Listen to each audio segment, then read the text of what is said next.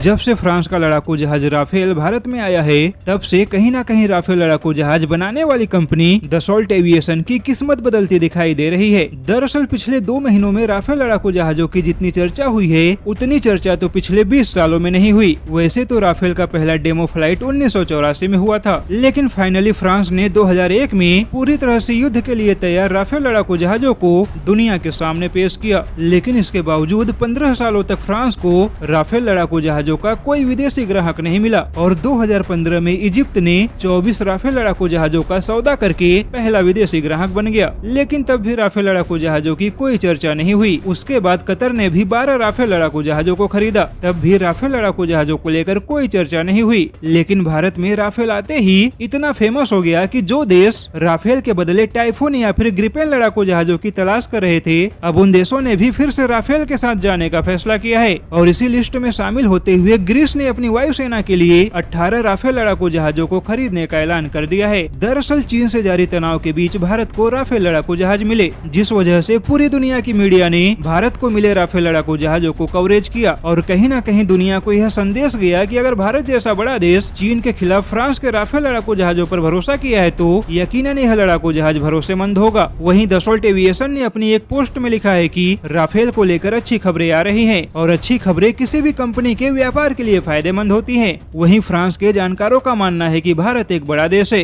और जब भी कोई बड़ा देश किसी भी हथियारों पर भरोसा करता है तो उसकी चर्चा दुनिया भर में होना तय है। लेकिन जिस तनाव भरे माहौल में भारत को राफेल लड़ाकू जहाज मिला है, वह भी राफेल लड़ाकू जहाजों के चर्चा का एक प्रमुख वजह बना है। ऐसे में देखा जाए तो चीन और भारत के बीच में माहौल चाहे जैसा भी हो, लेकिन भारत में राफेल लड़ाकू जहाजों के आने से फ्रांस को अच्छा खासा फायदा होने वाला है। वैसे फ्रांस भारत की नौसेना को भी अपने राफेल लड़ाकू जहाज बेचने की कोशिश में है और फ्रांस 2001 से ही वायुसेना और नौसेना दोनों के लिए ही अपने लड़ाकू जहाजों का निर्माण कर रही है।